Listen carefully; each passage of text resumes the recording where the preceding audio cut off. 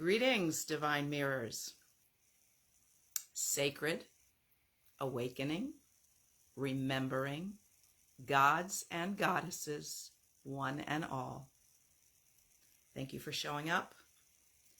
Welcome to Voices of the Global Awakening, Tuesdays with TES from 5 to 7 p.m. Pacific Time.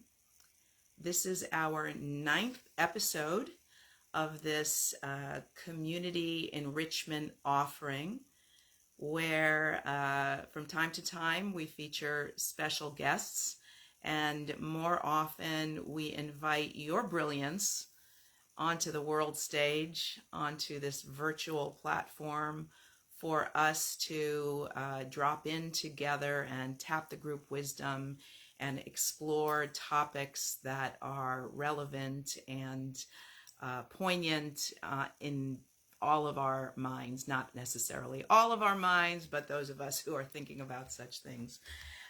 Today I was guided to drop in with this topic of rage, grief, and despair, and how to release those things, how to transmute those things, because in this reality, we get to feel so many things. Hey, welcome, Ashley. Good to see you here. We get to feel so many things, and many of us have been raised in cultures that encourage us to suppress the things that we feel and to just put on a smile and to pretend that we're okay all the time. And we build up these false personas that really are disconnected from the essential truth of what's going on inside of us. And if we practice these false ways of being long enough, we really lose touch with who we actually are and what we actually want and what we actually need. And it becomes like a pressure cooker inside. And so many people have pursued so many things in this world, expecting that those things are going to make them happy, and they have all the trappings of success and the relationship and the home and the possessions and all the things, and they find themselves empty. They find themselves dealing with rage that is coming out sideways, frustration. I read a statistic the other day that said, it was talking about covert male depression, and it said 90% of male rage is helplessness and powerlessness masquerading as frustration. So, my journey, and certainly starting this world as the daughter of two Holocaust survivors who, as I describe it, it was the product of a traumatized seed in a traumatized womb, and came into this world with epigenetic PTSD, and was raised by very sad parents who did not go for any therapy to help them process the horrendous things that they had been through, and did their best to put on a good face. And they were very lovely people, and upstanding in the community, and respected and decent, and they had a lot of unhealed stuff that would come out sideways. And so my journey has led me to healing things and exploring things on behalf of myself, on behalf of my parents, my ancestors. The Native Americans say that one awakened person heals 7 generations back and 7 generations forward. My multidimensional consciousness would suggest that one awakened person heals in every direction, everyone in their wake. And I like to use babies as an example. Babies are immediate with their emotions, and so if they're wet, if they're hungry, if they're tired, they scream and they cry, and either they wear themselves out or somebody responds to their needs and they immediately calm down. And generally it just takes a little bit of loving attention, and they are calm again. And that, in my opinion, is healthy. It's like even an animal. If you cross an animal, they're going to growl at you. They're going to inform you in some way that you are violating their boundaries. And as soon as you back off, as soon as you stop, they return to neutral. Well, we've been programmed out of that type of behavior, and so consequently, what happens for us as we repress ourselves and we seek to push down what's going on, we create imbalance in our systems. And so we manifest things like ulcers and cancer and migraine headaches and all sorts of maladies and debilitations that undermine the quality of our life. And certainly if we've been taught that it's not polite to be angry, and we're suppressing rage, and we're suppressing frustration, it really wreaks havoc on us. So it's led me into a lot of areas in terms of healing modalities and explorations, and I kind of specialize at this point working with existential grief and rage and despair, creating a safe container for people to come, like a sane asylum, and to move that toxic energy out of their system, so that they can get to the sorrow that is underneath it, and release that as well, and be held and be honored and respected for the legitimacy of their feelings. And I find that, like, I work in a lot of different areas, and like yesterday I had a session I offered someone, because the way that I would describe it is that she would like sit on her vocal cords when she speaks, and I don't know if everybody notices it, but I certainly notice it, and it comes up as a distraction, because she's a very intelligent person. She has a lot of wisdom to share and a lot of beauty, and this constriction in her throat chakra, to me, is undermining the effectiveness of her communication. So, hey Stu, welcome, and Bella Grace, welcome. Good to have you here. And so I offered to do like an unorthodox voice lesson with her, just to help her clear this energy. But it very quickly became obvious that there is some unexpressed emotion attached to it. And so before we went into any sort of simple vocal techniques that would relax the throat muscles, it became much more important to identify some moments that stood out in her memory of when she was not allowed to use her voice, and how that has reverberated throughout her life experience. And it was really amazing, because I tend to prefer to do this kind of work in person with people, and we were on a Zoom, living in very different places from one another. And it was pretty amazing how effective it was to actually hold space for her, to feel safe enough in the comfort of her own home to express herself, out into the room or towards me, using me as a surrogate, with me kind of side coaching her of things that she might be feeling in order to say them out loud. And she was acknowledging how she never says how she feels, and that she just buries it and buries it and buries it. And we addressed all the different ways that it has manifest in her experience.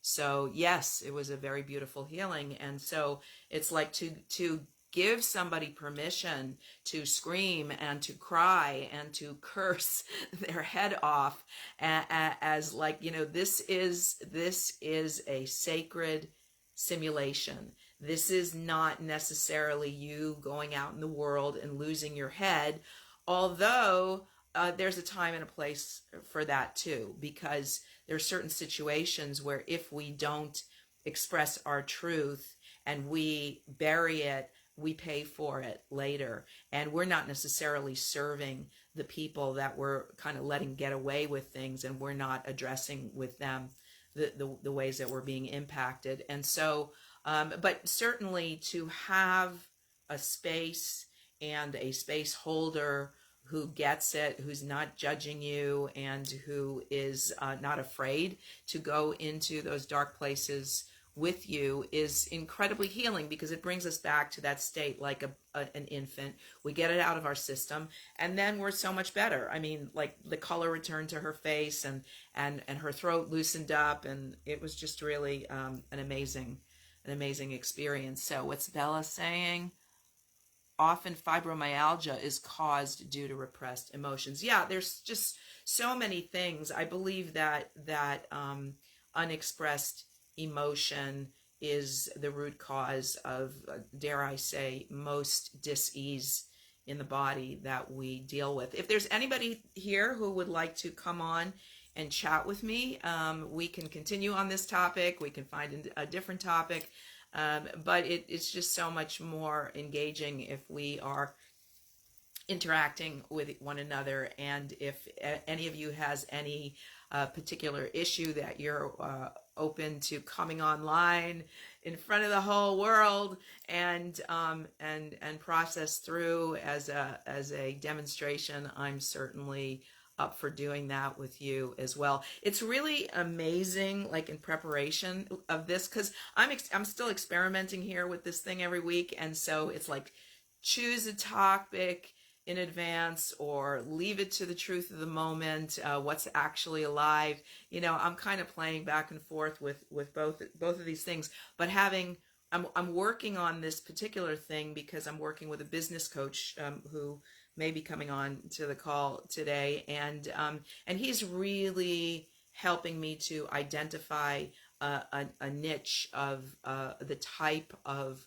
person that I believe is really suffering profoundly from this type. And I that's why I read the quote about the statistics.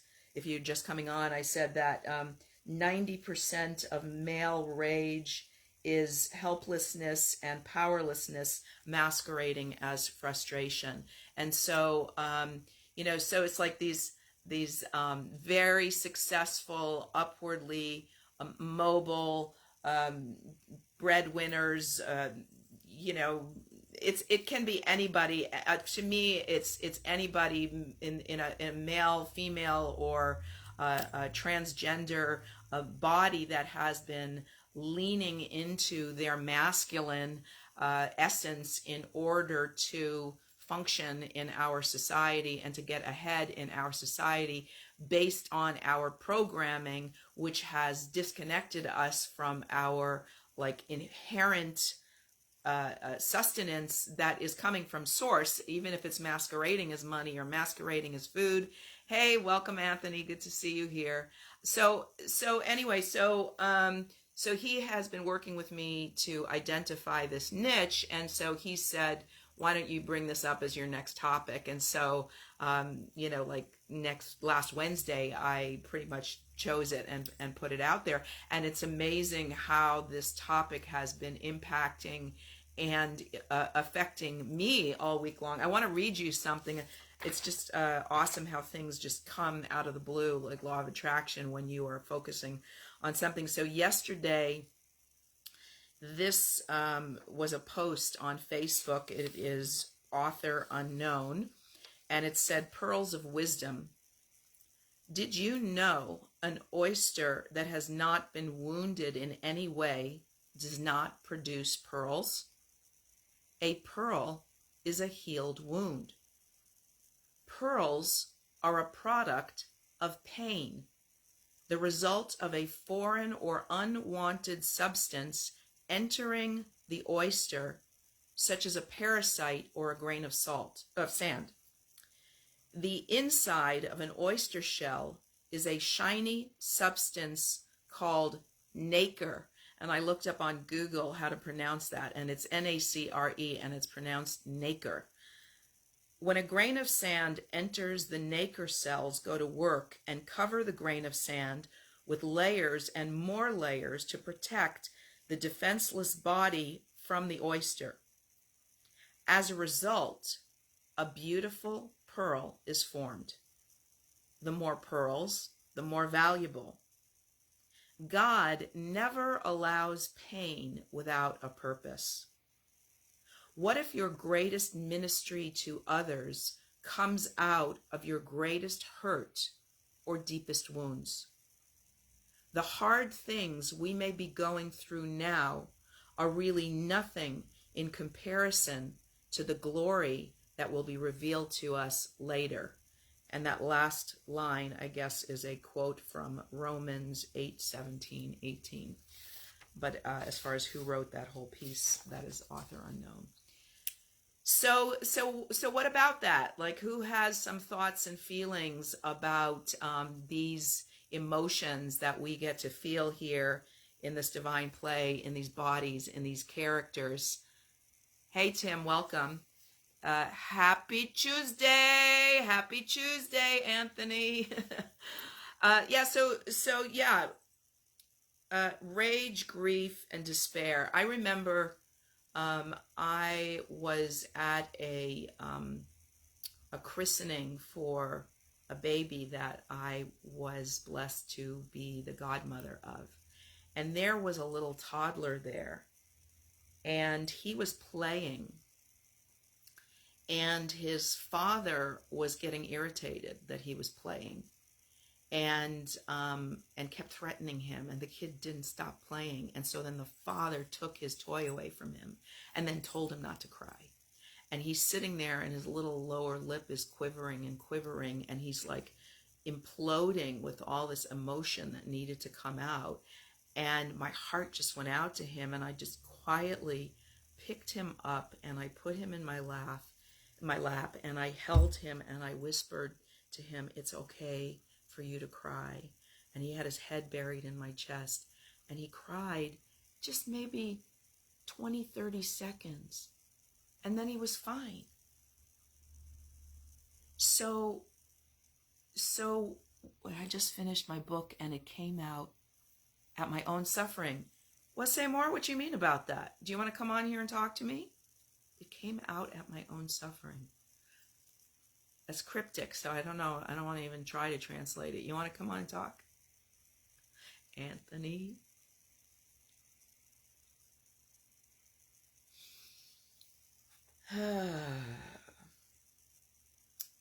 Well, I don't push anyone here. Oh, sure. Okay, so, all right. Well, let's invite you in.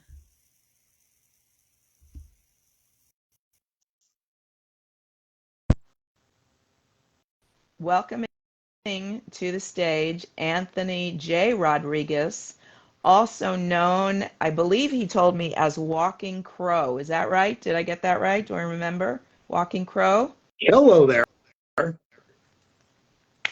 How you doing? Good. Happy Tuesday. Happy Tuesday to you.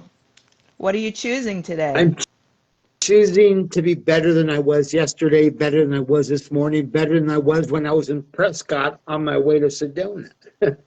Oh, is that where you are now, Sedona? Yeah, that's where I live. Okay. But I've been traveling for the last 2 weeks, and today I had to go get glasses stuff done, and, I had to travel to get it done. So how are you?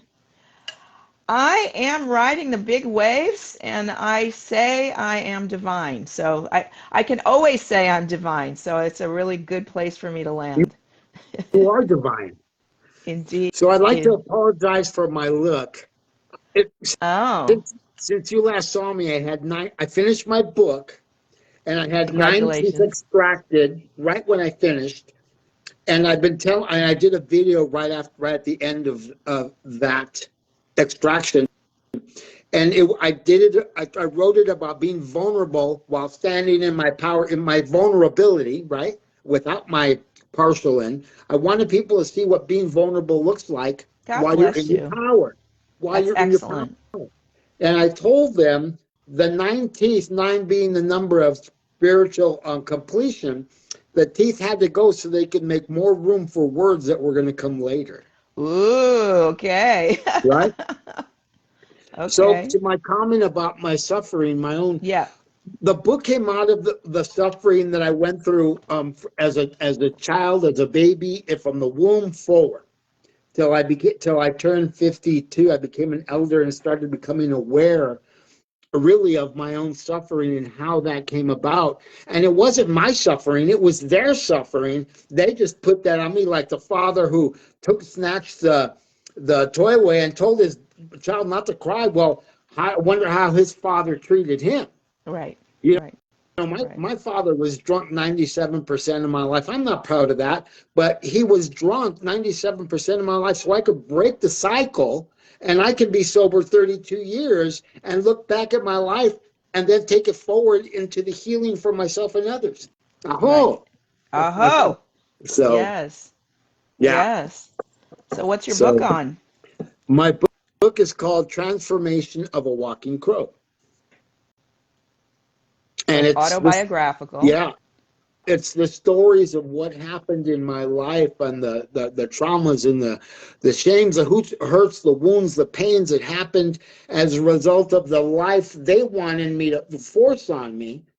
And I never really was willing to accept it because of the spiritual world knew I was something different. They couldn't even.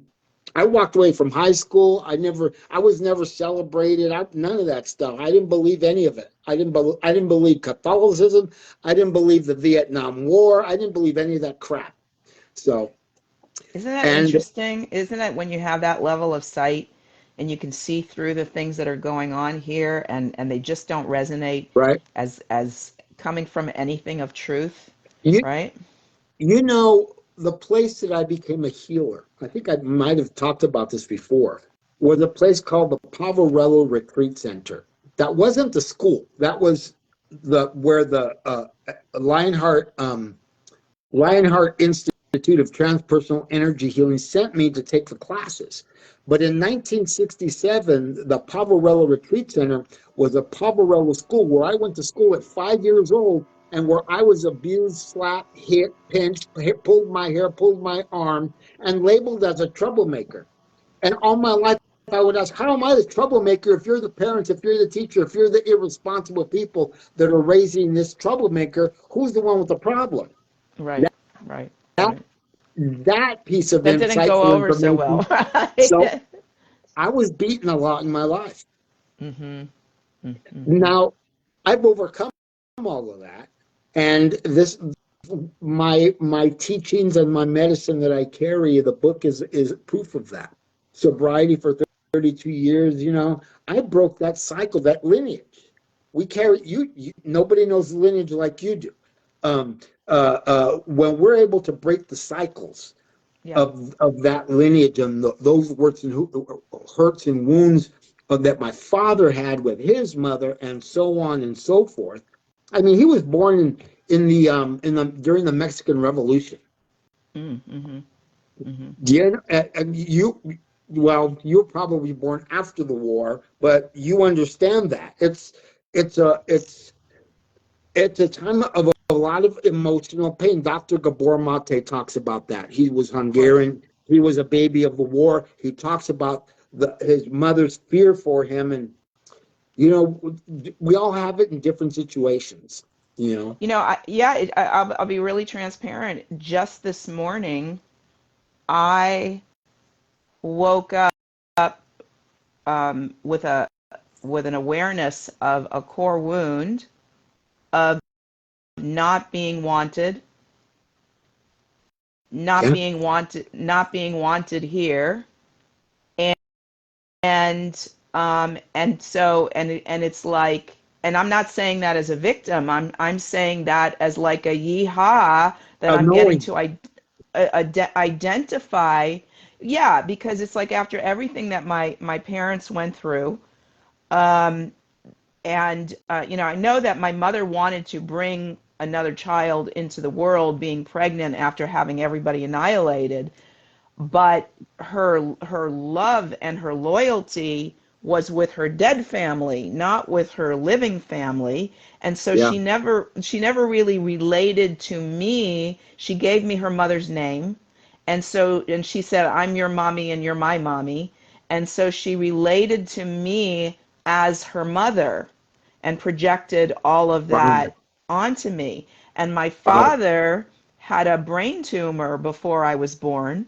So he was an invalid at home, with my mother being the breadwinner, taking care of a 9-year-old son and him.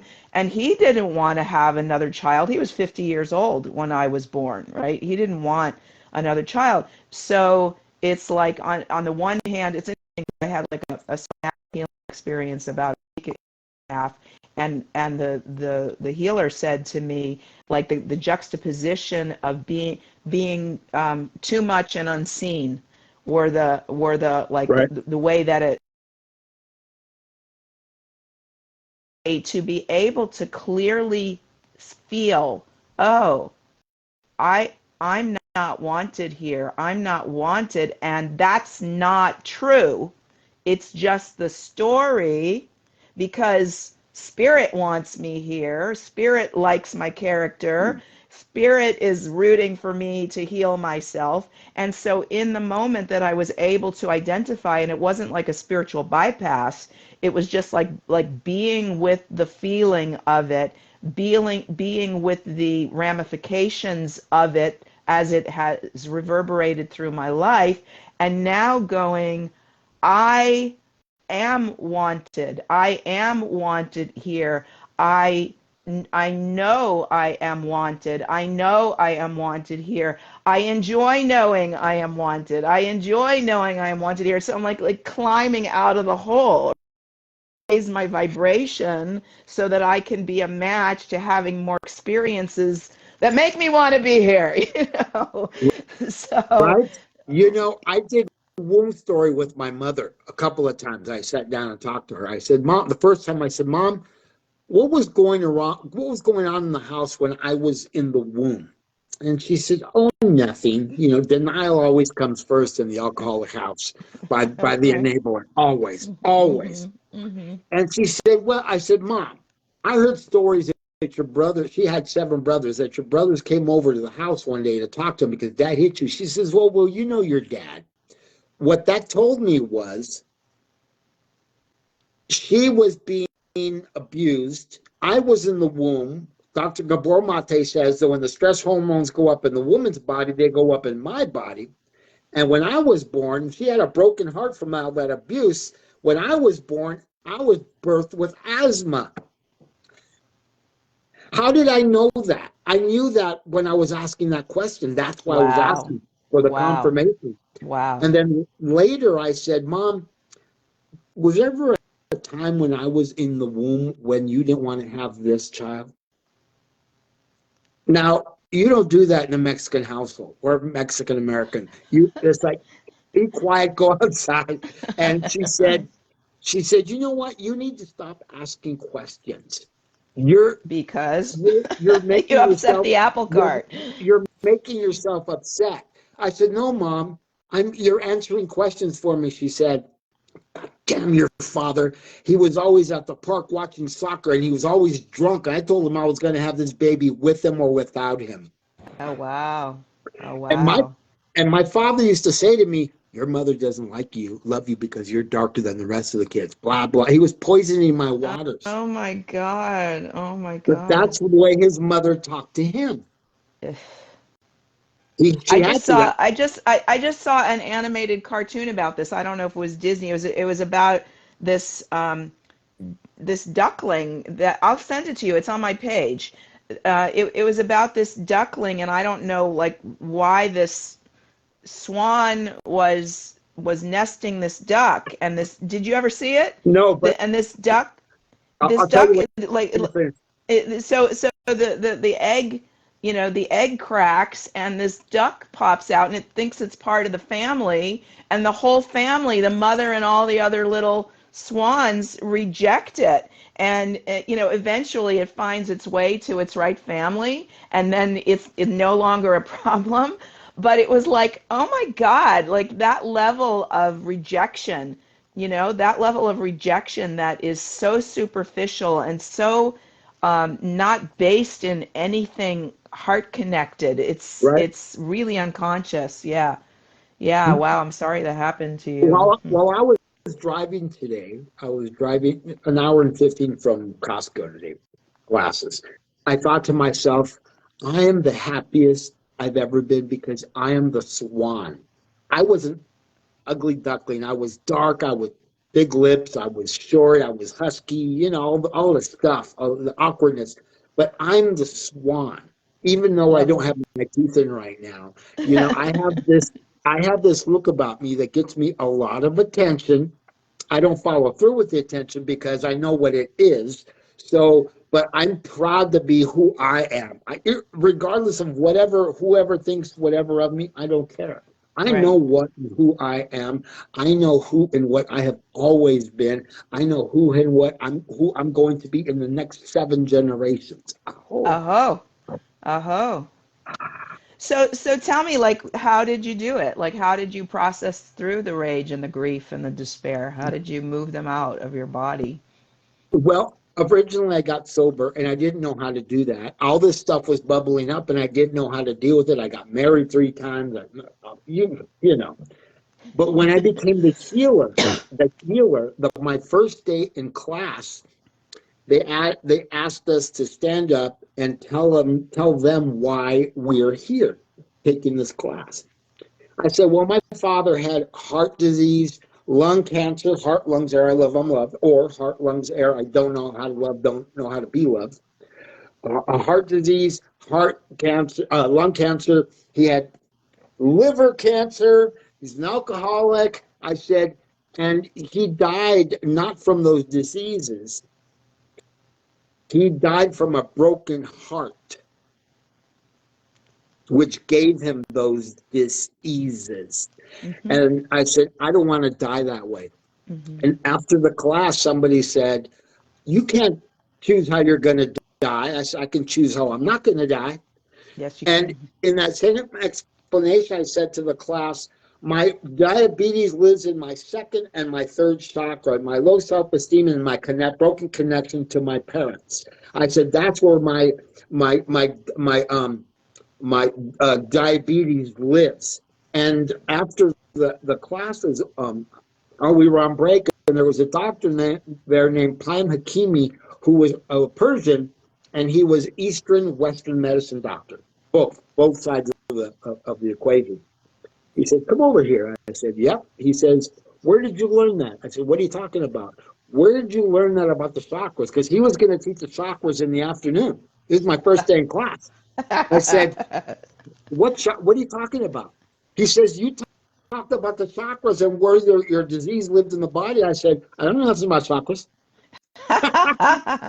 So just like you talked about the swan, that was already in my field from earlier today, right? And here you said it, and here I repeated what I was feeling during the day about myself. You Wow. know, so Wow. I Wow. had in that moment, in that gone full circle 50 whatever years, I was already channeling as in, I was already stepping into my medicine. I didn't even know what I was doing. I had no idea I was doing it, Hmm. and I don't have heart disease. I don't have liver disease. I haven't been an alcoholic for 31 or 32 years. I don't go to Hmm. meetings because I have transformed from a seemingly hopeless state of mind and body. I was never hopeless. I was only helpless. I asked for help and I remain hopeful. So I don't have to Amen. sit there an hour a day with my arms crossed, bitching because I have to sit here and drink coffee and, wah, wah, wah. I have bigger things to do with my life, like talk to you, Amen. Yay. right? Yeah. Yay. And Yeah. despite how I look, people understand that I really don't care because I'm trying to get them to understand that, excuse my language, fuck Barbie, fuck Maybelline, fuck all the things that tell you that you're not good enough. You Hmm. are good Hmm. enough. You were always good enough. When I see a picture of you, Tess, man, that's all woman. I'm all man. And I see you and I'm like, wow. I'm just like, that's probably why I friended you. But you are more than just that. That's not the only way I see you, because I hear you, I feel you, I understand you. I don't understand everything, but for a person who's never met you and reached out and shook your hand or given you a hug, I understand a lot about you, and I love that about me. I'm like that with a lot of people, and like I think, where did that come from? Because none of my parents are like that, unless they shut it down. You know, my brothers and sisters, they they could care less. They have all the spiritual books sitting on their toilet, but you know that says a lot to me about them. So what? Mm-hmm. So Mm-hmm. what? Mm-hmm. I have Mm-hmm. spiritual books, but it doesn't matter because mine is here, and mine will be coming soon. And not because I read those spiritual books, but because I was willing to share the truth about my pain, my hurts, my wounds, my shame, my overcoming, my being ugly, being the ugly duckling and becoming the swan, and not having to be braggadocious about it. Because Mm-hmm. one day a man said to me, "Well, you sound like you're kind of what do you say? You're kind of you're kind of conceited, aren't you?" I said, "Well, you should have heard the way I used to talk." And he Meaning Uh, what? meaning all I did was I didn't know how to speak up for myself or to myself. I had poor language skills from my lineage, from my growing Mm-hmm. up, from my upbringing, from my suffering. I teach a class called Healing the Language of Lack and Lineage. Really? Where did that come from? But that's Beautiful. what they downloaded to me. Mm-hmm. I also Mm-hmm. teach a class called Rewriting Intimacy, because Wow. people really don't know how to be intimacy. Intimacy is not your penis or your yoni, but it's how we talk to each other and we allow ourselves to be vulnerable when we get close up, when we're not feeling at our best. And I will get closer to you. If you're my client, if I get closer to you, it's because I'm wanting you to feel my presence in a deep, profound way. Mm-hmm. And some people get the wrong idea. That's the wrong idea. That's not what I'm doing. I am wanting to be intimate with you and want you to understand that intimacy is okay. Into me, I see. Into you, I see. Indeed. Oh, it's Mm-hmm. powerful. So, Mm-hmm. Mm-hmm. you Yeah. know, I, I, I barely have a GED at 51 years old, but Yeah, but you got life. the wisdom You that got life they have wisdom. partaken with me, that they've given to me from my experiences, wow. Mm-hmm. You know, I'm Mm-hmm. just blown away sometimes. I Mm-hmm. cry a lot because I want to understand more, but they only give me enough to chew on, and that's enough, you know? And then I say, okay, I can let people see me cry. I just did a talk at a Star Knowledge Peace Conference out in Serpent Mound in Ohio, and they were like in tears because I just told the truth. I just shared, Yeah. Yeah. you know, And that's the medicine. We need the truth. yeah, We need the truth, and we need to bear witness to the truth. We need for people to be able to you know unburden their souls and yeah, say what's so for them and not be afraid of being judged, because yeah, we've all been programmed by cultures and society that have taught us that who we are and how we are is not okay.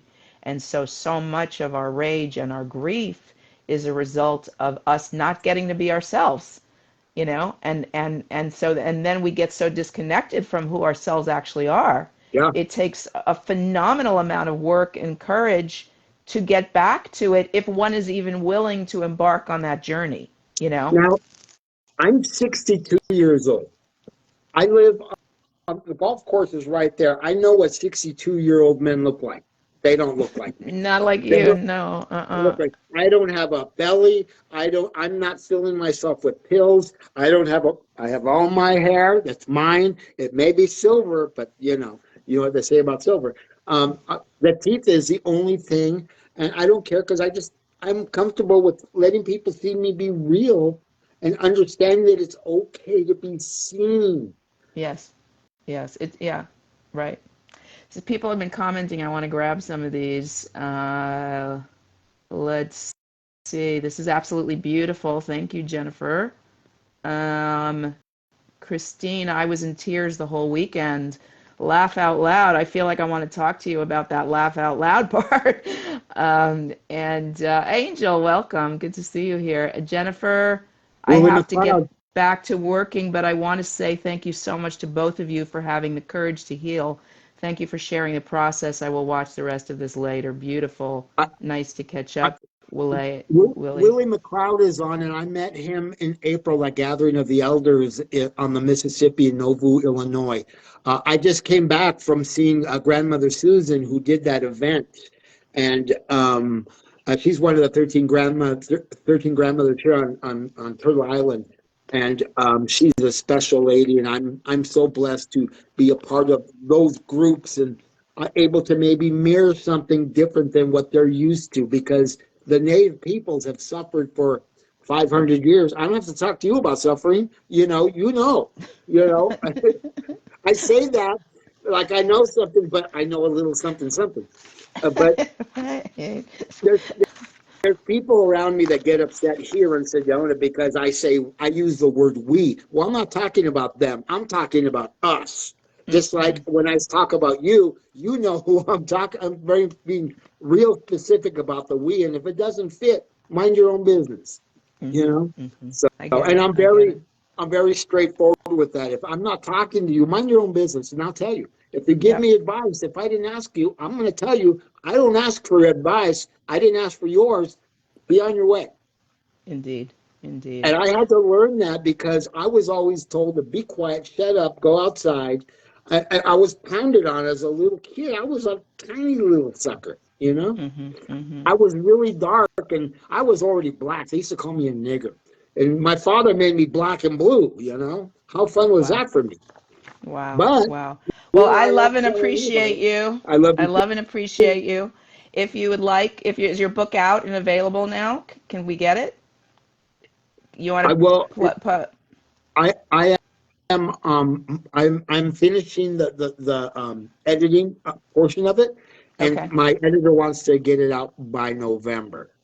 Okay, well, when you get done with it, come back and put the link in so people can order it. But in the meantime, if you want to pop in your website or your Facebook page, if people want to connect with you, they can do that. Just pop it in there. I love you, All right, and I'll talk to you I again. do too. We'll talk to you Thank soon. you. Bye Blessings. now.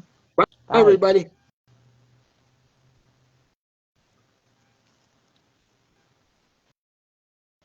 Yay! Yay, yay, yay. We all have a piece of the puzzle. We all do.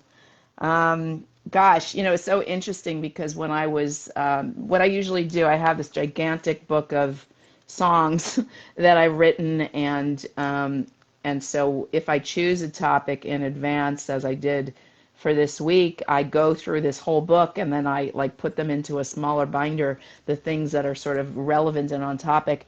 And nearly every single one of the songs that were relevant to this a particular topic were from my 6 Million Candles concert at Auschwitz collection of songs, like all the most autobiographical and most dealing with the rage and the grief and the despair of man's inhumanity to man.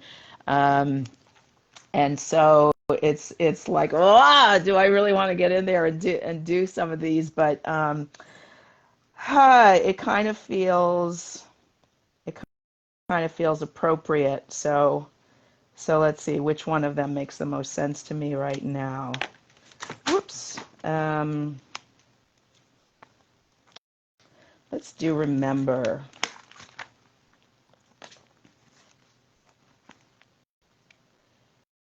How can we imagine we who weren't there? How on earth to fathom such pain beyond compare? Why should we remember this cruel and ugly nightmare? 'Cause it's still happening today. How can we conceive it? Men destroying men. How then to perceive it? A tale from way back when. Why should we be wary of its happening again? 'Cause it's still happening today. Kosovo and Bosnia, Africa and Nam, people choose a scapegoat, then they drop a bomb. History's repeating, still we kill without a qualm. Faceless, nameless strangers, call 'em Harry, Dick, or Tom. Oh, when will we learn how many of our brothers still must burn? We're all of us God's children, can't you see? The spice of life is our diversity. Birkenau and Blishen, Dachau, Sobibor, pick your form of torture. All is fair in war. So many millions lost. Must it cost so many more before we live in peace? Oh, what have we still in store?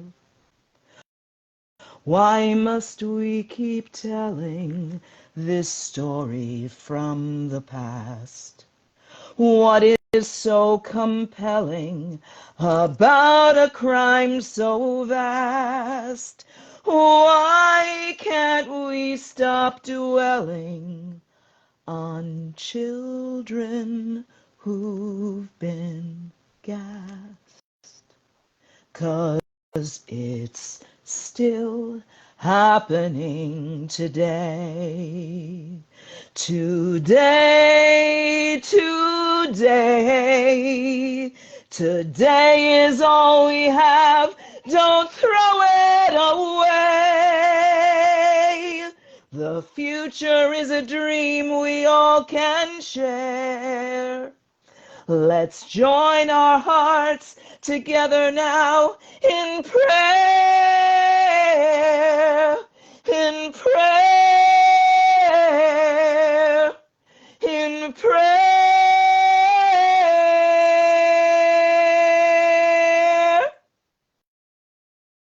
Ooh, ooh, ooh.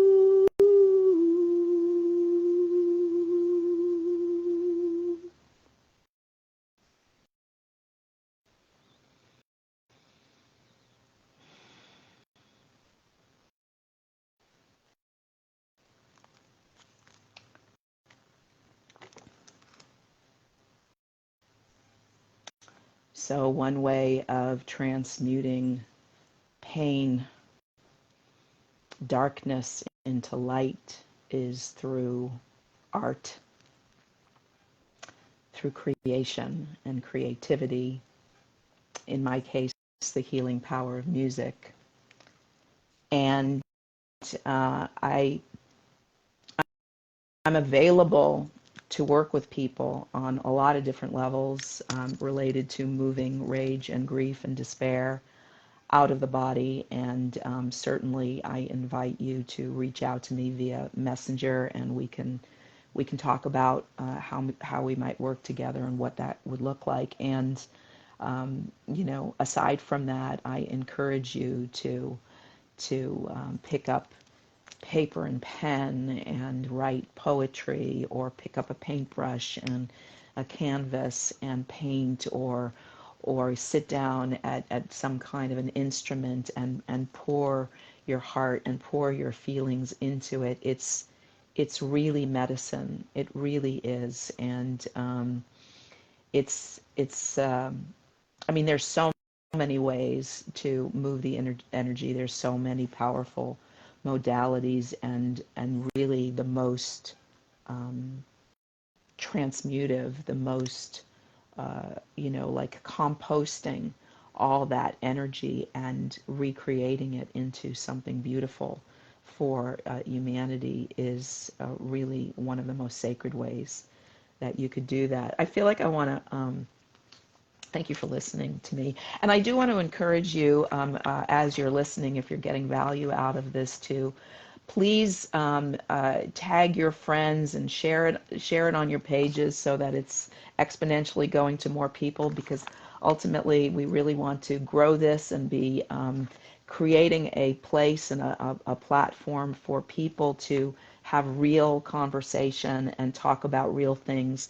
Take the mask off, be authentic, not so we can wallow and feel sorry for ourselves, but so that we can heal and empower ourselves and support each other in that healing as well.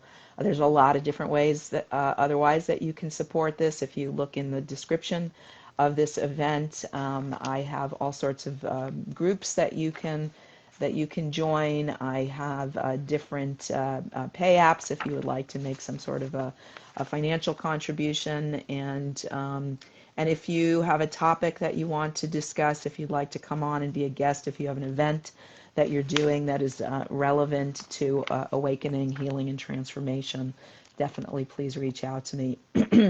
I pulled this off of, I subscribe to a group that has the teachings of a man named Robert Adams that I got a lot of value out of, and this was in his group yesterday, a quote of his. The only reason most people come into spiritual life is because usually their life is all screwed up. Am I wrong? And they're looking for answers. Therefore, that's good. The people who are not here, their lives are all screwed up, but they don't know it yet. So you are ahead of the game.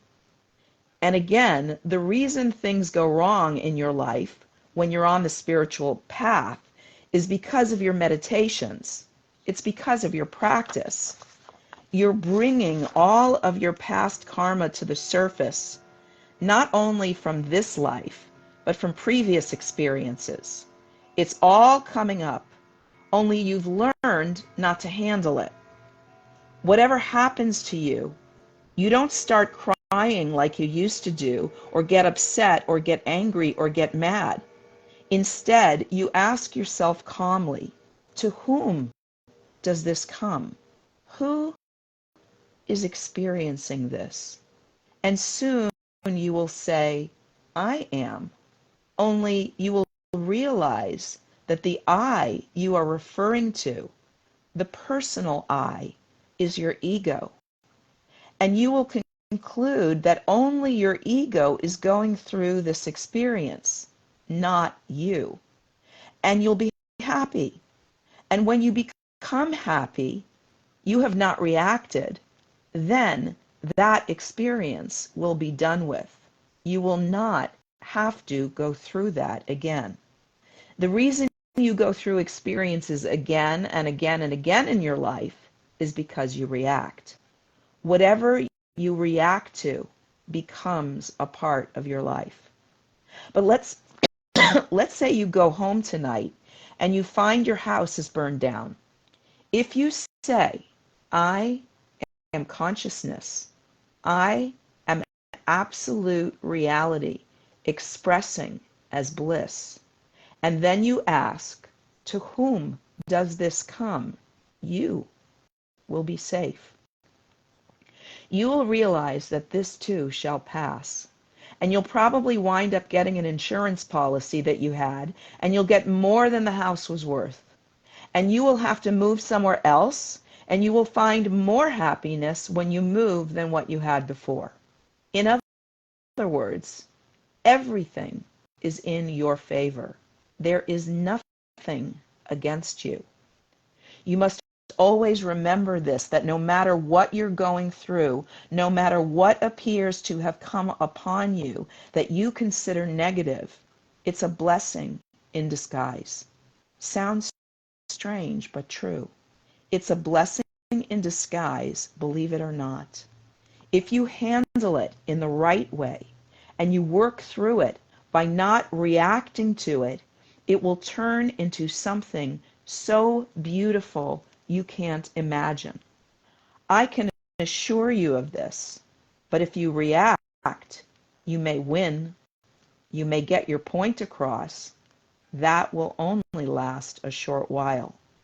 Then you'll have to go through the condition again and again, perhaps with other people, and you'll never know why you suffer so much. That's Robert Adams. And I know that this may sound contradictory to what I was saying before, and I think it's ultimately a matter of where we are on our awakening journey, our healing journey. If we are born into a family who has not yet worked through their issues, which is probably most of us who are here. And so our journey is taking us through suffering and suffering and suffering and suffering and not understanding why until we come to that place of where we like practically stop the action and we're like, okay, what is wrong with this picture? On one level, I see and I sense, and I've talked about this before, that life is an absolute miracle. It is something that we could sit and be in awe and wonder and bliss about all the time. Like if you're on a medicine journey, if you've ever taken any hallucinogenics or anything, you know what I'm talking about. It's like you get into this state where your perception shifts, and all of a sudden, instead of looking through hurt eyes, you're looking through eyes that are seeing the magnificence and are seeing the majesty, right? And so then how do you reconcile all this beauty and all this wonder and all this sacredness with all this horror and all this sweat of our brow, frustration and struggle and tediousness and disappointment and suffering? You know, it's very, very confusing. And so the value for me has come through, as I've also talked about before, looking at this whole field as a play. That we are all the light. We are all the one amorphous, unknowable, ineffable consciousness that in that state of abstract perfection chose to create this field of contrast, of good and bad, of darkness and light, of hot and cold, in order to get to experience. It's like, in order to feel the goodness, we need to experience something other than the goodness. Otherwise, we just take it all for granted. So once we start to see that there's an intelligence behind all of this, and that intelligence conceived and created every single character, every single scenario, every single interaction that we have is a scene in a divine play. And if we can step back a little bit from over identifying with our character and realize that we are spiritual beings having a human experience, where we have agreed to take on these roles for a time and be like in a soap opera, right? And this is what we're doing. But there comes a point in our spiritual journey, if we are curious enough and committed enough to going, okay, what is wrong with this picture? I see all the marvel. I see all the majesty. I see the sunrise and the sunset, and I see the seasons change, and I see all the beautiful vegetation and the variety of animals and flowers and humans in all shapes and sizes and forms. And it's like underneath all of the roles that we've agreed to play, our common essence is sacred. Our common essence is miraculous.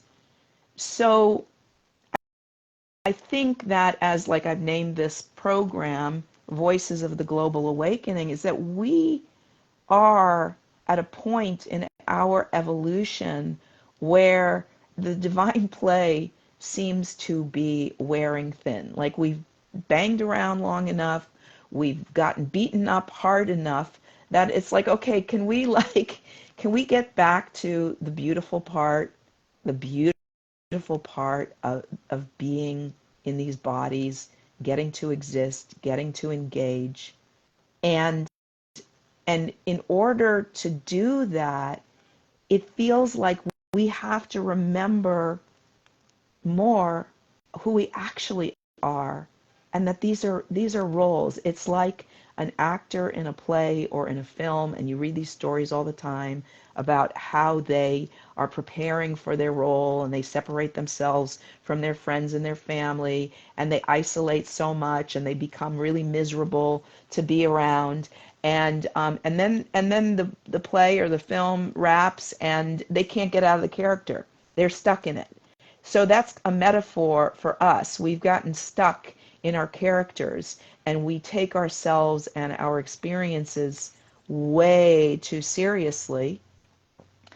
And there's a really wonderful TED Talk. It came out a long time ago, and it just circulated again the other day, and it was about this woman whose brother was born with a neurological disease. And so, as often happens, people decide to make their life's work to study something that they experienced in their family of origin that impacted them. And so she became a neuroscientist, and then as a neuroscientist, she had a stroke, and she had a blood vessel burst in her brain.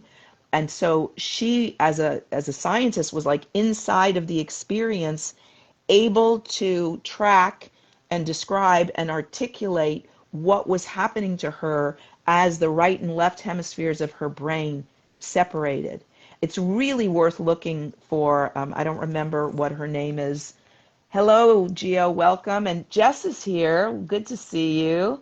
Who else do we have? Juana, welcome. Bracha is here. So good.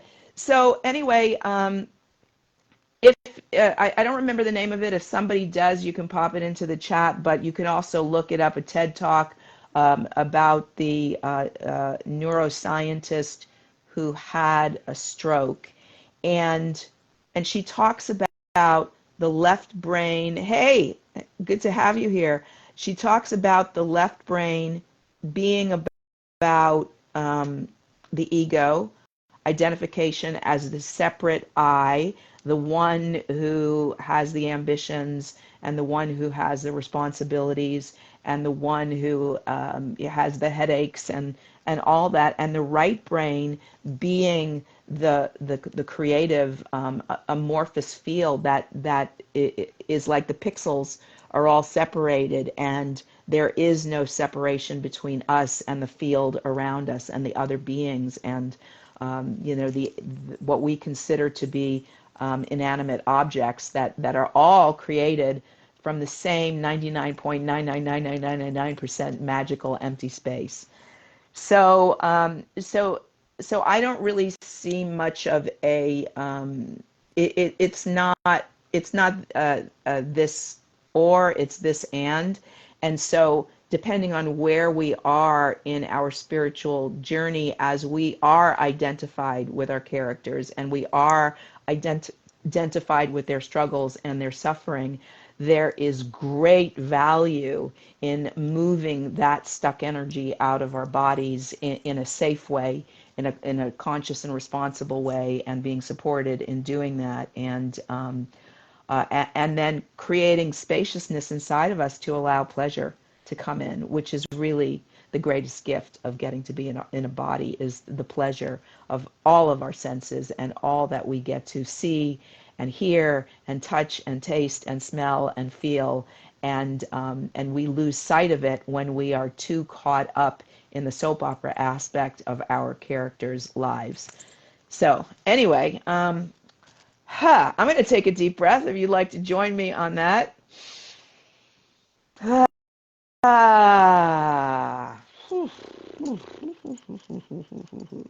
So we've had a lot of people join, which I'm very excited about, and I want to keep inviting you to share this live on your pages, and if there's anybody that you want to tag that you think that might benefit from being in on this conversation, please do.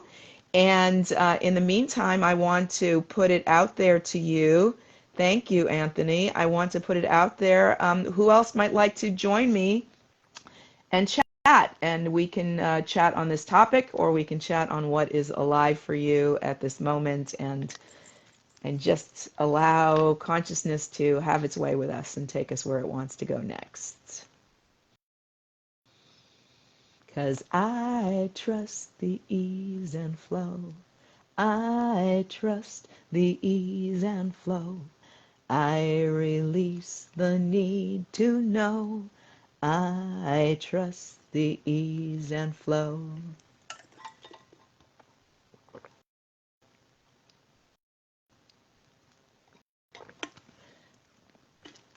Okay. So, anybody? Any takers? Any brave souls willing to volunteer and join me here? If you've been watching, you see I don't bite. Yeah, it's my joy to hold the space for, you're feeling the flow, baby? Okay, come on up. Come on up. All right. Geo. Hang on. Geo, you're not coming up on the list, so I don't know. Last time that happened, you needed to do something different, and then you were able. But you may have to initiate it because you're not showing up, and I can't bring you yet. But I was starting to say while we figure this out is that one of my favorite things to do is to hold space for the most evolved, empowered version of my mirrors to show up. And so as I invite you on here, I see you as the beloved. The beloved arises in endless disguises as each and every one of us.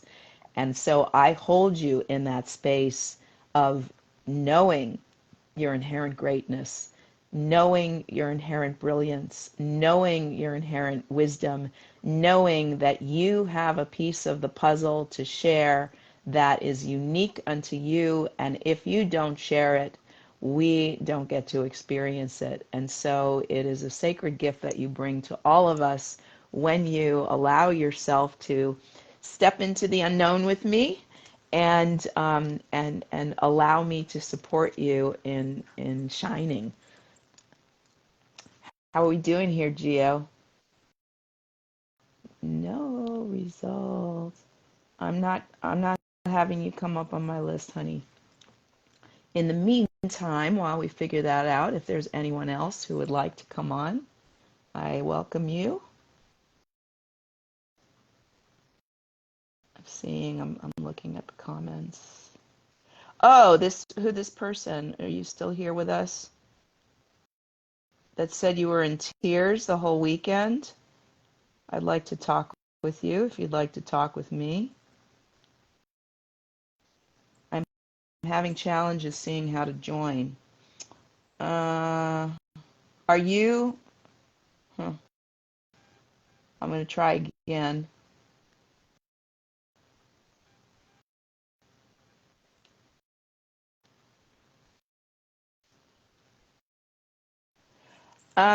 So on my screen, bottom left is like the outline of a person with a little box with the outline of a person inside of it. That's like a little teeny screen. And if you click on that, you should be able to join. For some reason, you're not showing up. Now, you could like reboot your phone. I don't know if that has something to do with it. But Christine Sorrell, I would love for you to come on and talk with me if you're willing. I'm very interested in your comment about your weekend, followed by your laugh out loud, because I'm not sure whether you are just celebrating that you were in your emotions, or whether you were uncomfortable sharing what you said. And so I really feel curious and inspired to hear from you if you're willing to come on here. I do see you on the list as someone able to connect up with me, if that's of interest to you. And if not, it's okay. I don't want to put you on the spot. So, what else? What else? Does anybody have a topic that you'd like to put into the thread? Question, comment?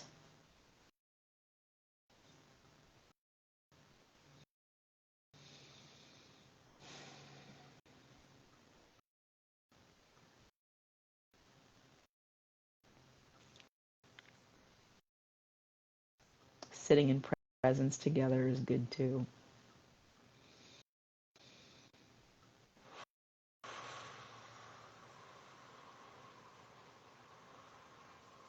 Okay, Geo has figured it out.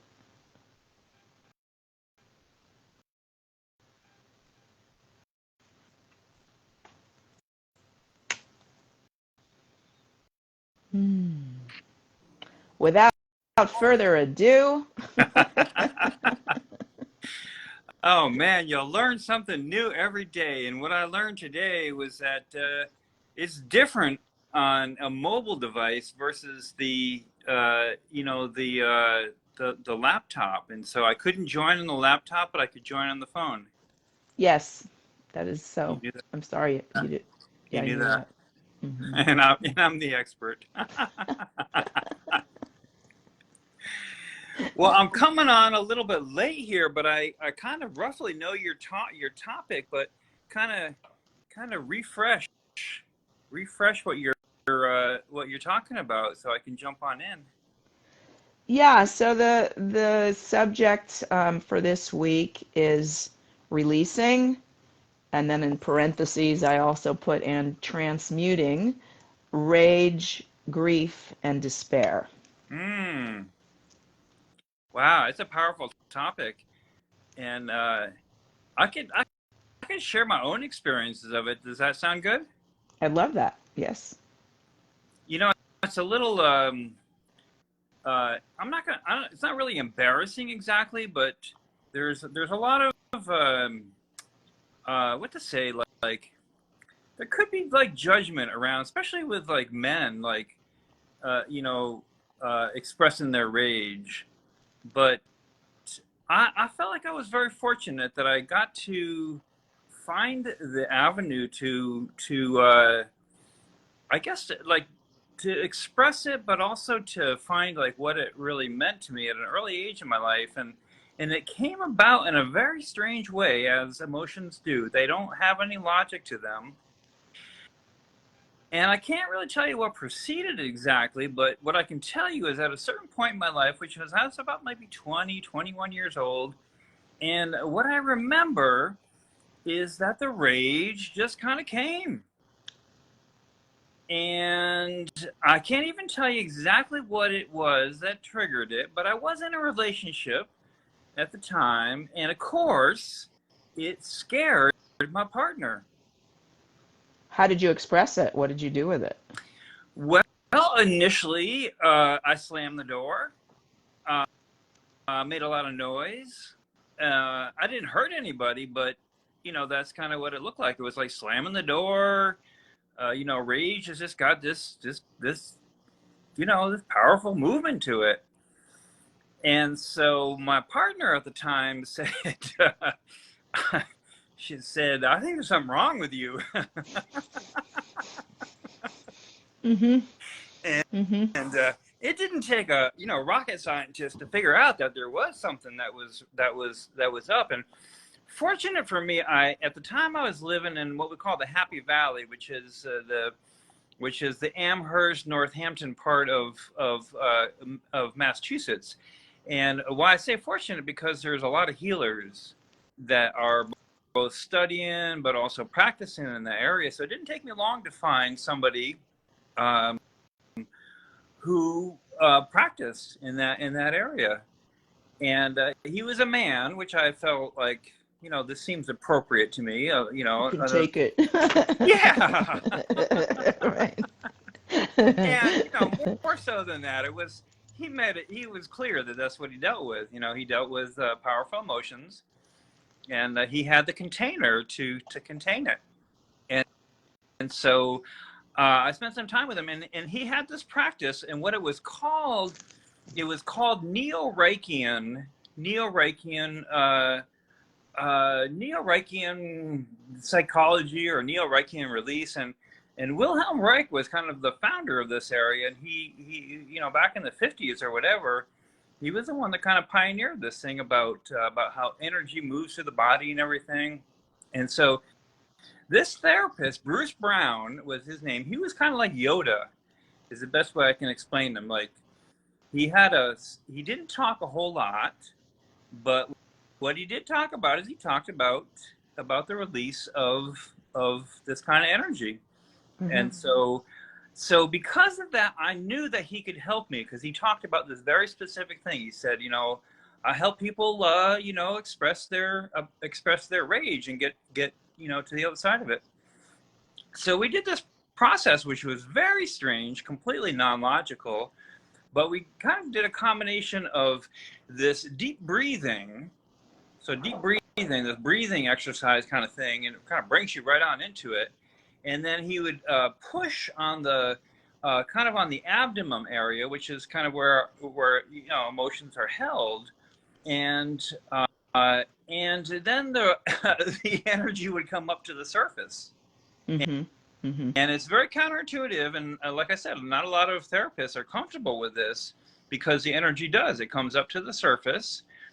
And then he would ask some questions in terms of, like, who is the person that is triggering this, or who is the person that you feel is connected to this. And no big surprise, but it was my father. And my father was super well intentioned, like a lot of parents, and he wanted the best. And his way of his way of expressing it was, it's going to burn a little tears to my eyes, but his way of expressing it was that he would tell us how stupid we were. Oh God. And That's so sad. It's so young sad. people and teenagers, we do stupid things that seem real stupid. And I was especially good at doing stupid things, because I had a lot of energy. And to give you a little example of what I'm talking about, I would light things on fire. At what age? At what age? About 8 or 9 years old. Okay, you get a pass for that. Thank you.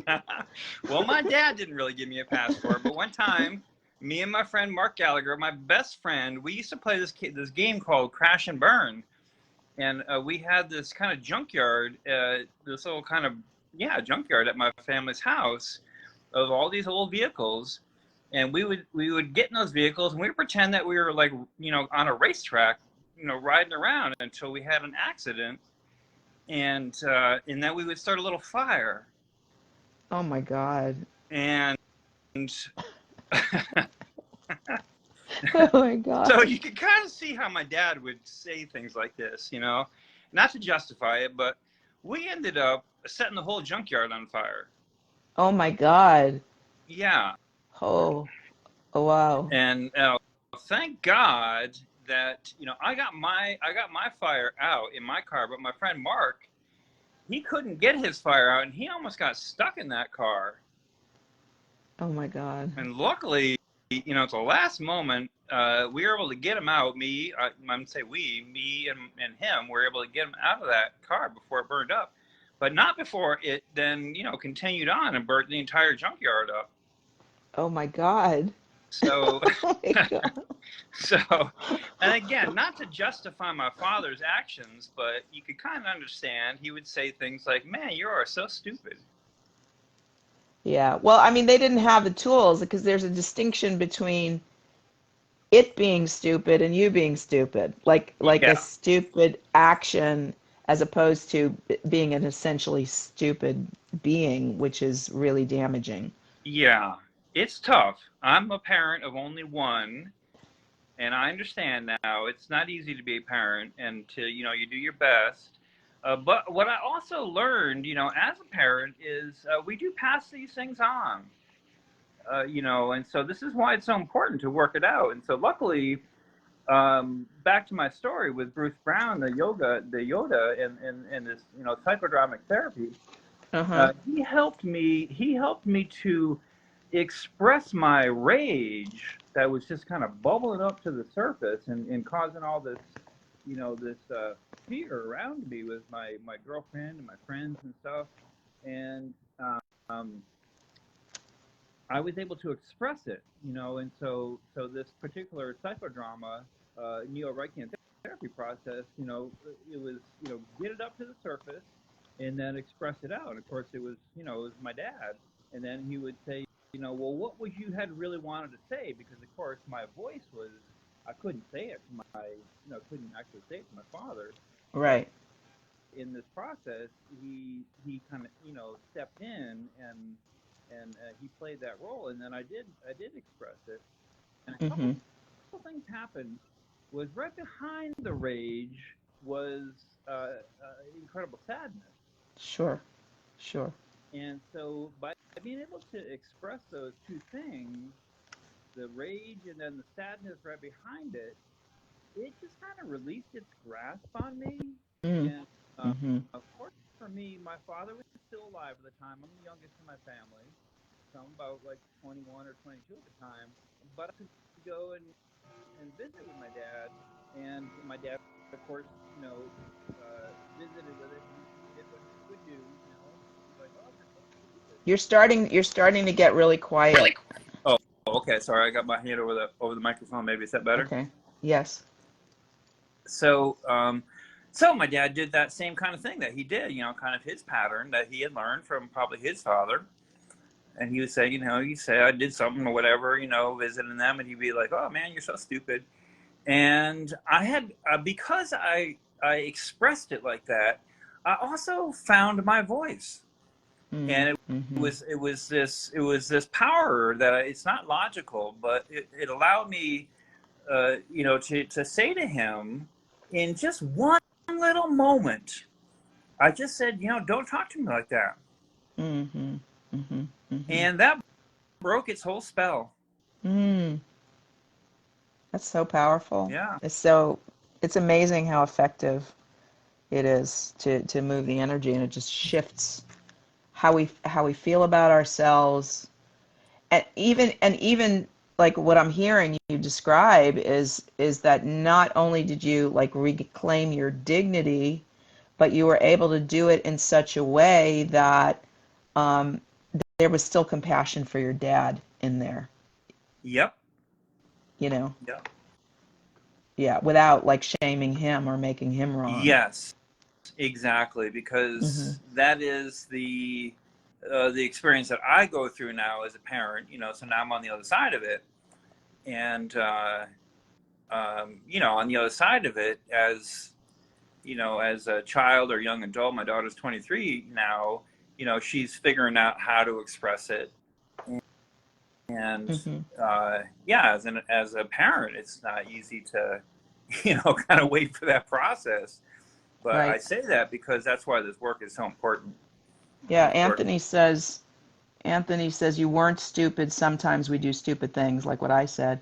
And then he said his father wouldn't let them use the word stupid. And he's saying blessings, brother, to you. Mm, thank Very, you. very nice. Yeah, yeah, yeah.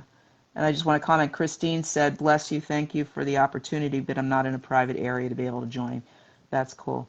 Yeah, well, I before you came on, I shared twice this statistic that which is described as covert male depression, that 90% of male rage is helplessness and powerlessness masquerading as frustration.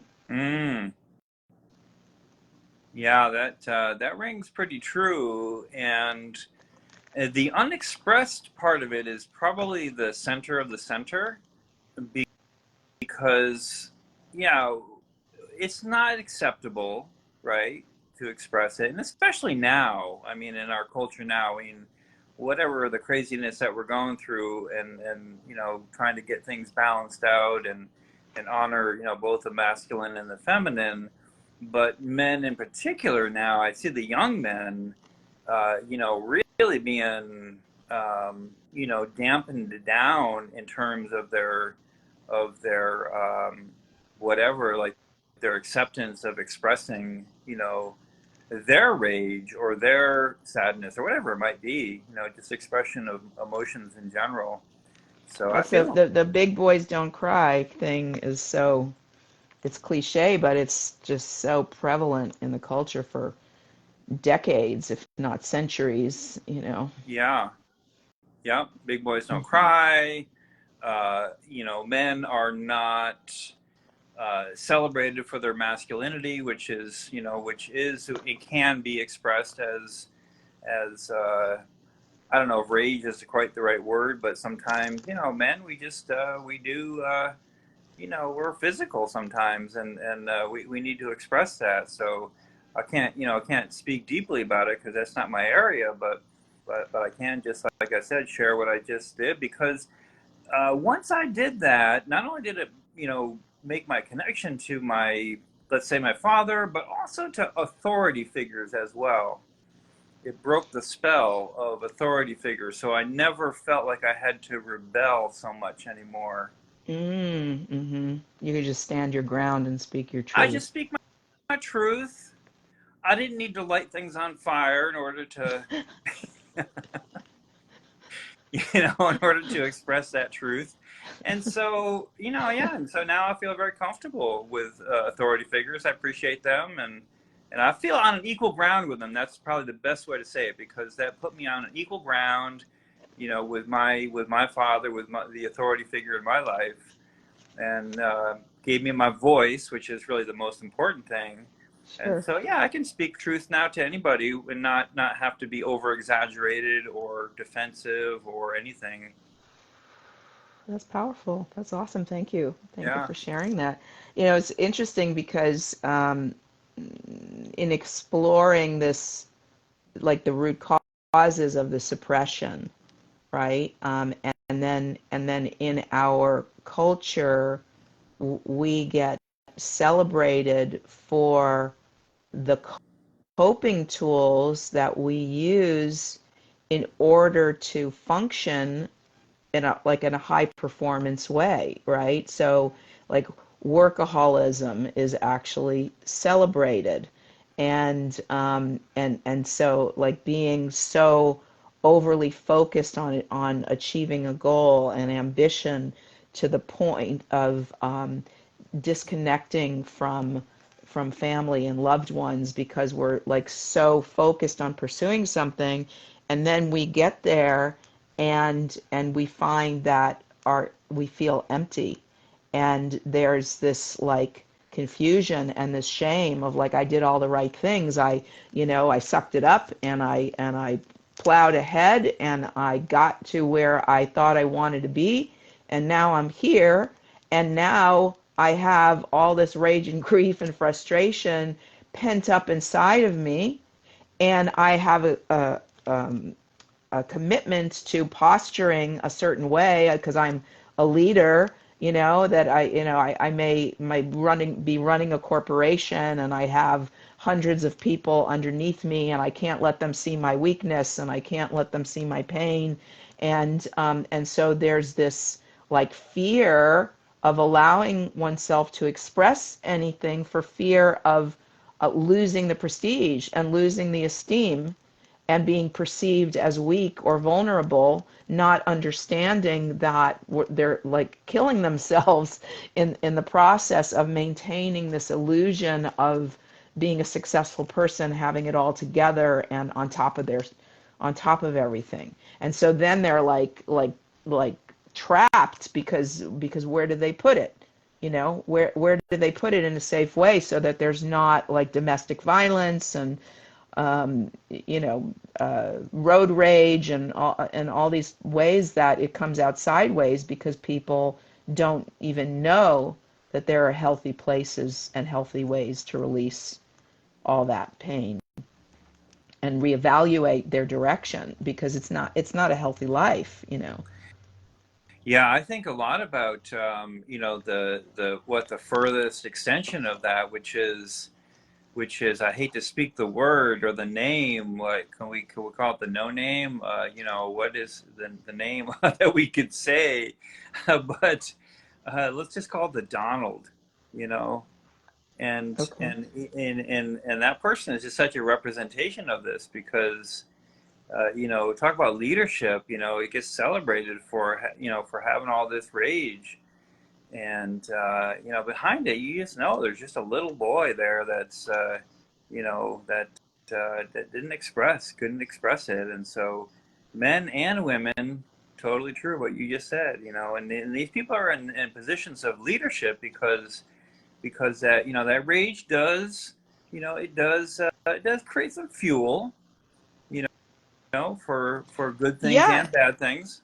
yeah, it's effective in some ways. So it gets celebrated, which is why people are afraid of discharging it because then they think they're not going to be effective anymore. But yeah, I just want to put a bookmark in. I will have to find and send to you when when when Donald was first elected. I I had a dream about him, and I was like sitting in his office and asking him, like, what are you doing? What are you doing? And like I saw the whole picture of the little boy who had so little control that he grew up to like I'm going to control the whole world, like that level of megalomaniacal intention because he felt so out of control.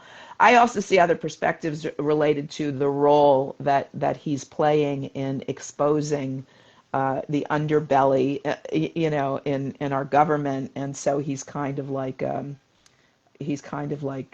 playing the fool and the court jester in a lot of ways. So, but that's a Yeah, whole other that's a yeah, whole other conversation. yeah. Yeah, I think that yeah. I I, think I the think it's the calculated. I think he's doing it with great calculation. yeah, I wouldn't be surprised. It makes no sense, right? Which sometimes these things don't make any sense. Hmm. But in terms of I know what is interesting you now and everything is creating a container that people can express these things. And on the other side of it is a whole new thing. It's a whole new thing, and people. What I've come to see just a little teeny glimpse of is that there is this place of authentic power, Hmm. and it's one of the things that I celebrate about myself, or where I've come to and everything is um, I'm comfortable with my power, and and I appreciate power, authentic power, any kind of power really. Power is just another word to say leadership. Hmm. Leadership is power. Hmm. You're leading. You lead people. People need to be. They need to be guided. People, they need to have people, lead us in whatever way it is, whether education or politics or whatever. But Making a but there's distinction, I would say making a distinction between power and force, yes, thank you. right? That's it. Yeah. Yeah, Hmm. that's it right Hmm. there. And Hmm. so Hmm. Hmm. I forget which one is which, but The one. power's the good one. Okay. Yeah. Yeah, yeah. And so Yeah. power comes from the universe itself, and the universe, has a plan, has a guidance to it, and that power is a good thing, and it's when people accept the power that they have, when it's authentic, it's a good thing. Mm-hmm. Mm-hmm. Mm-hmm. Yeah. Yeah. And as you're speaking, I'm remembering. So who is this? Who said walk softly and carry a big stick? Who is it? Was it Roosevelt or was it? I think that sounds about right. Could have been Roosevelt. Yeah. Because like people who really own who they are, which is I would say like a healed dignity, Yeah. like a healed sense of dignity, um, don't need to be loud necessarily, don't need to be forceful necessarily. They're just commanding Yeah. presence, and so their energy is formidable, and you just listen because they're holding themselves in a way that is like you can't take it away. You can't take it away. It's just inherent to who they are. Yes. Yeah. Yes. Hmm. Well, that's what I got to share, and I appreciate you having me on and everything. And I hope other people found some inspiration from it, because one of the things that I feel very fortunate that I was able to find my way to that at my young age like that. And what I know to be fairly true is that until that emotion or that trauma or whatever you might call it is released, it stays with us. And Yeah. and Yeah. and it can be released at any age. It doesn't matter. But when it is released, the other side of it, is authentic power. Yeah, and I think it's really important for us to be really gentle with ourselves because it is a journey, and when we have that humbling aha experience and we realize that we've had, reactive tendencies, let's say, and we now are like, okay, now I'm going to be different, but we could slip up. We could still slip up. But the thing is, if we have the humility to own it and say, okay, I was just, I was just acting out in a certain way and that wasn't appropriate and it wasn't serving, and I apologize for hurting you or whatever, whether it's to our children or our partners or colleagues, whatever it might be. It's like there's so much beauty in apology, Mm-hmm. in like taking ownership of what we did instead of just being, committed to being right, Yes.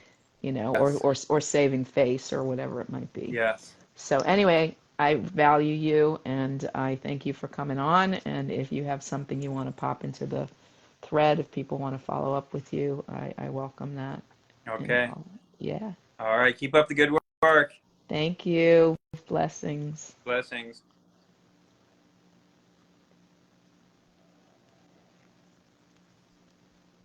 Okay, okay, we're doing it. We're doing it. See, what else did I have? This is like my comic relief to go to a song in between segments. Um,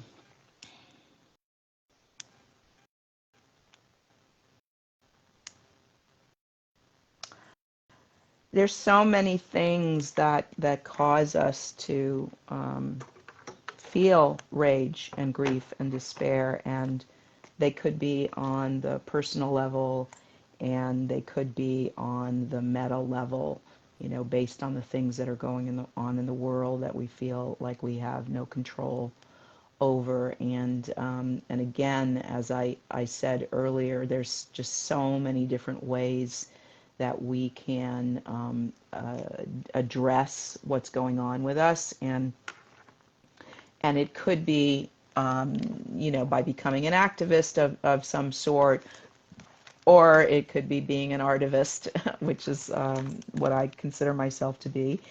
And one of my personal causes is veganism, and that has been a slow evolutionary journey, starting with a digestive issue that my partner was alarmed when we first got together, and his mother had 4 feet of her colon removed, and he was like, there's no way that we're going to allow this to continue. And so ended up going on a digestive cleanse for 17 days, which was very powerful and life-changing, with no intention of not going back to eating meat.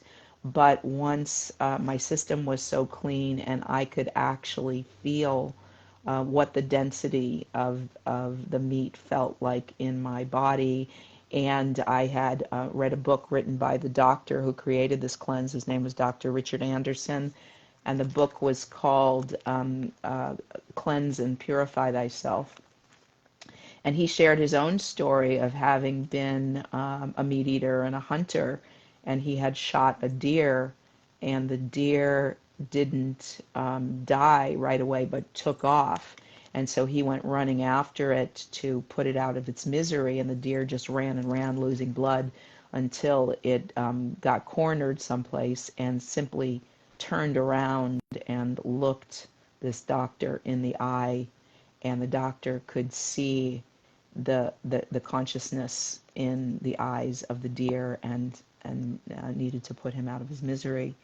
But that moment changed his life. And so in his book, he talked a lot about the rage and the grief and the terror of the animals as they are, in the line waiting to be slaughtered, and understanding what is happening to their brothers and sisters ahead of them, and so I gave up red meat, and then systematically over time I then gave up poultry, and then I gave up fish, and then I gave up eggs, and then I gave up dairy. So it was a long process, but what started as for health reasons evolved to an ethical issue for me, because as my system became more pure, I became more sensitive, and my empath for all sentient beings really came online. And then I was living down in Mission Bay, right near SeaWorld, and the movie Blackfish came out. And Blackfish was a documentary about the mistreatment of the orca killer whale by SeaWorld, and it was really horrific and really disturbing. And as it turned out, right after I saw the film, there was going to be a protest outside SeaWorld, and I'd never been to a protest before in my life. And I went there, and there were hundreds of people there, and I was standing there with a sign, and all the sign said was, "You want to know why? Go see Blackfish." And it gave the name of a couple of art house theaters where it was showing in the Times. And I was standing like where people were waiting in a line of cars to go into the parking lot. So they were going really slow so they could read my sign. Well, my partner got sort of bored and agitated staying in one place. It was a super hot day. And he went for a walk, and a little while later he came back and he said, "You have to come with me." And I said, "Why?" He said, "They need you." I said, "Who needs me?" And he said, "There's musicians setting up. They need you." I'm like, "Nobody knows me here. What?" And he said, they need somebody to lead chants. And so it was kind of like an Aaron Brockovich moment, and I got called into service, and I started making up chants on the spot. It was call and response, and I was handed a bullhorn, and I'm blurting out these chants, and the few hundred people that were there protesting along with me were repeating them back and forth like this.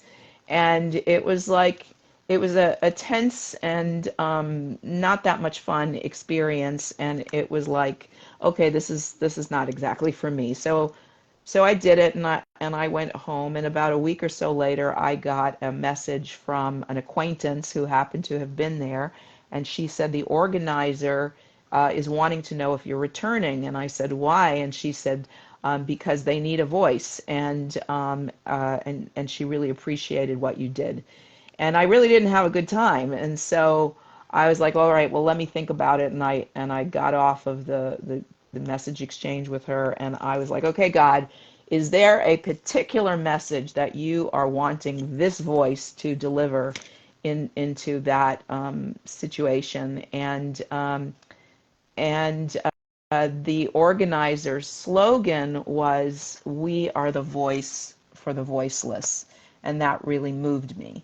And so I wrote this song, which I consider my vegan, all-purpose humanitarian anthem, and I really look forward to the day that I do have a recorded, a piano and voice recorded version of it up on my Spotify, which the information on how to follow me on Spotify and listen to all my recorded songs, there's about 25 or 26 up there. I've actually written over 100 songs, but those were the ones that were produced. But someday I do want to see a music video made of this. I think it would be very impactful. But yeah, it's like, so this is one of the places and one of the ways in which taking a subject that is causing you anguish and transmuting that into an artistic piece of expression, and certainly in the case of music, it is a very powerful carrier wave that bypasses the intellect and speaks directly to the heart. So I wrote this song called "We Are the Voice." I'm doing a little time check. Okay. We are the voice for those who have no choice. We are the eyes for those who don't yet see. We take a stand to wake the moral conscience, and we'll keep on till everyone is free. Man has not understood his role on earth. Every creature here has equal worth. If God hath breathed life into a soul, it has the right to live it safe and whole. Arrogant will to conquer fear and greed. Selfish, cruel denial, let 'em bleed. Control and domination through forced insemination, a gross abomination is our deed. We are the voice for those who have no choice. We are the eyes for those who don't yet see.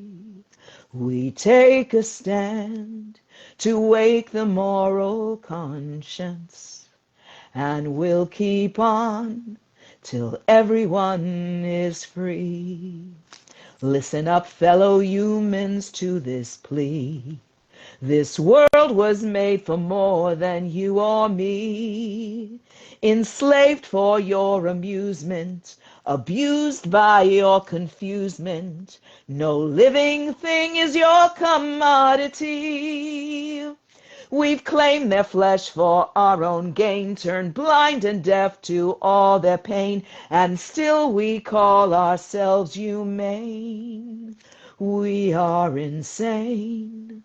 We are insane. We are insane. We are the voice for those who have no choice. We are the eyes for those who don't yet see. We take a stand to wake the moral conscience, and we'll keep on till everyone is free. We are the voice. We are the voice. We are the voice. We are the voice. We are the voice. We are the voice. This game of pretend must come to an end, and we'll keep on till everyone is free.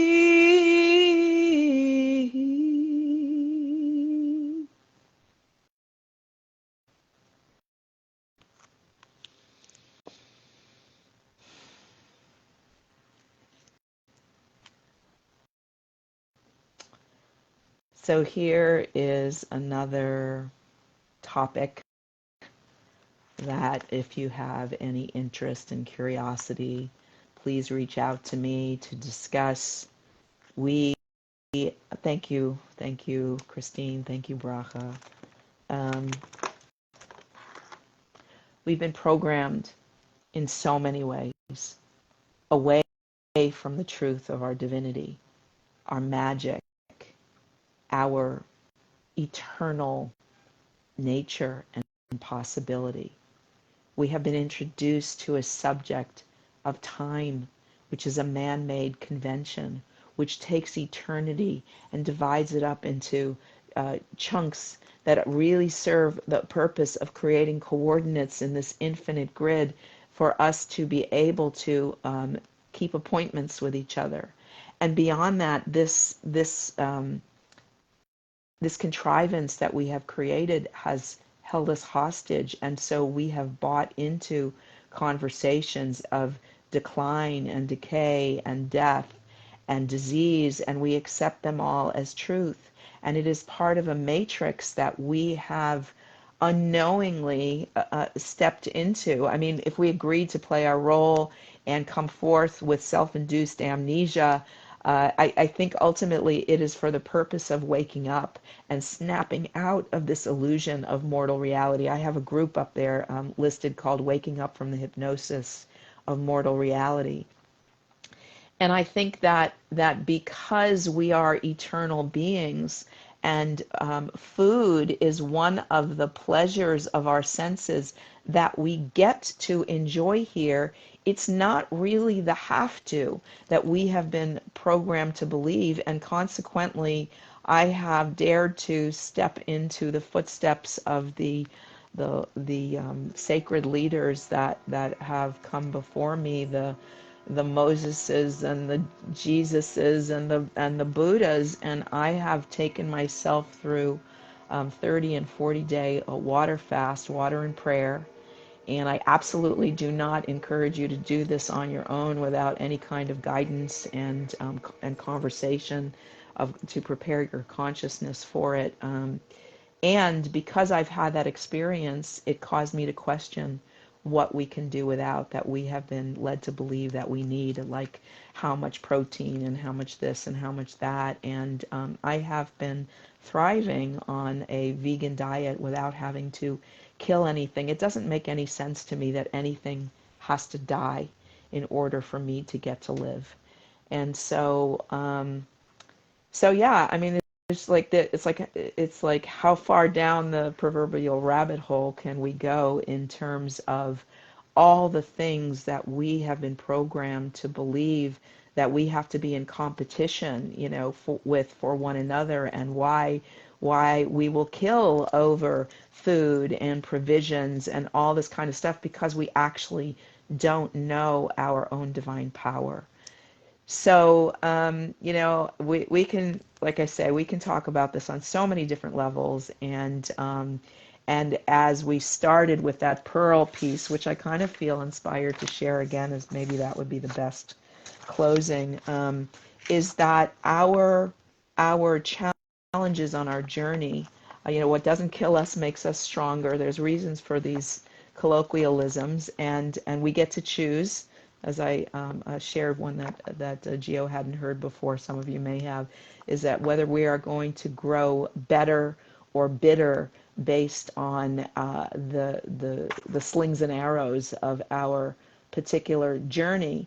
And I've had a lot, and so I bless my journey because it has consequently led to a lot of wisdom, I think, because I really saw the beauty here, and I wanted to make sense of like how it would be possible that this is such a mystical, magical, intelligent field that we exist in, and why there needs to be so much suffering. So I feel maybe this much ahead of the curve and can support if it would be of benefit to you. So please take me seriously, receive the invitation, and do reach out, and let's have an initial consultation about how I might be able to support you and what's alive for you. So I am going to close this week, and next week I do have a special planned guest. She is an amazing a singer-songwriter with a large following that Gio actually introduced me to. So I'm excited to bring her on, and she'll probably wow you because she can play the guitar. I don't play the guitar, so she will accompany herself and share some of her music and her wisdom. I listened to her, and she was great. So she will be here next week. And if you have a topic, or you would like to be on, or you would like to introduce somebody to me that you think would be a good contribution to this conversation, please share that with me as well. Okay, so this is called Pearls of Wisdom, and it is author unknown. I saw it here yesterday on Facebook. Did you know an oyster that has not been wounded in any way does not produce pearls? A pearl is a healed wound. Pearls are a product of pain, the result of a foreign or unwanted substance entering the oyster, such as a parasite or a grain of sand. The inside of an oyster shell is a shiny substance called nacre, N-A-C-R-E. You can look that up. I checked the pronunciation. When a grain of sand enters the nacre, when a grain of sand enters, the nacre cells go to work and cover the grain of sand with layers and more layers to protect the defenseless body of the oyster. As a result, a beautiful pearl is formed. The more pearls, the more valuable. God never allows pain without a purpose. What if your greatest ministry to others comes out of your greatest hurt or deepest wounds? The hard things we may be going through now are really nothing in comparison to the glory that will be revealed in us later.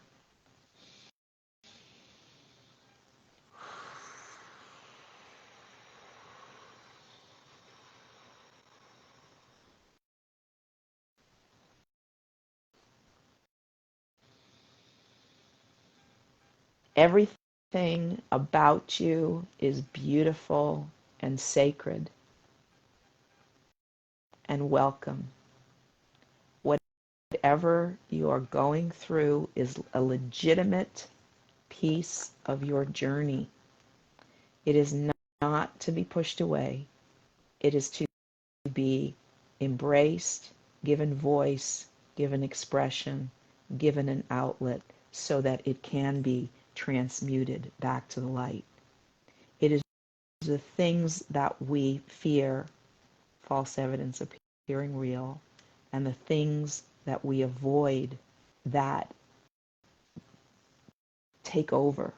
It's kind of like if you have some sort of a growth or a health issue, and you're afraid to go to the doctor, and so it becomes part of your shadow, and it looms so much bigger and torments you and drives you crazy.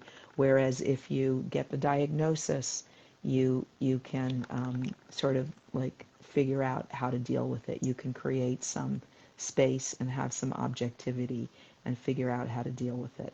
So I encourage you to be who your creator created you to be. Embrace your journey, realize that you are creating pearls, and allow yourself to be supported. And so I thank you so much for showing up again. And it is 6:59.